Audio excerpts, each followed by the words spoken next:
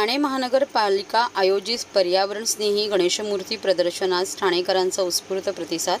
पर्यावरणपूरक गणेशोत्सव साजरा करताना नागरिकांना पर्यावरणस्नेही गणेशमूर्ती तसेच सजावटीचे साहित्य उपलब्ध व्हावे यासाठी ठाणे महानगरपालिकेने आयोजित केलेल्या पर्यावरणस्नेही गणेशमूर्ती प्रदर्शनास ठाणेकरांचा उत्स्फूर्त प्रतिसाद मिळत आहे। ठाणे महानगरपालिका शाळा क्रमांक 19 विष्णुनगर नौपाडा येथे आयोजित केलेल्या हे प्रदर्शन 4 ऑगस्टपर्यंत सुरू आहे।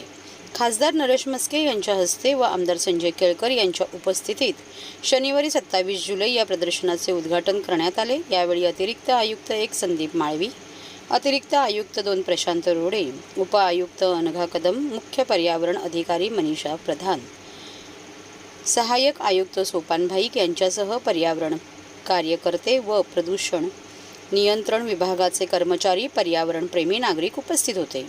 शहरात प्रभावीपणे पर्यावरणपूरक गणेशोत्सव संकल्पना राबवताना नागरिकांनी पर्यावरणस्नेही सजावटीचे साहित्य पाहता यावे व सुलभ खरेदी करता यावे यासाठी या प्रदर्शनाचा उदात्त हेतू आहे। शाडू माती, लाल माती व गाईचे शेण, पुठ्ठ्यांचा लगदा, शेतातील माती व झाडा पाल्यापासून तयार करण्यात आलेल्या सुबक गणेशमूर्ती हे या प्रदर्शनाचे मुख्य आकर्षण आहे।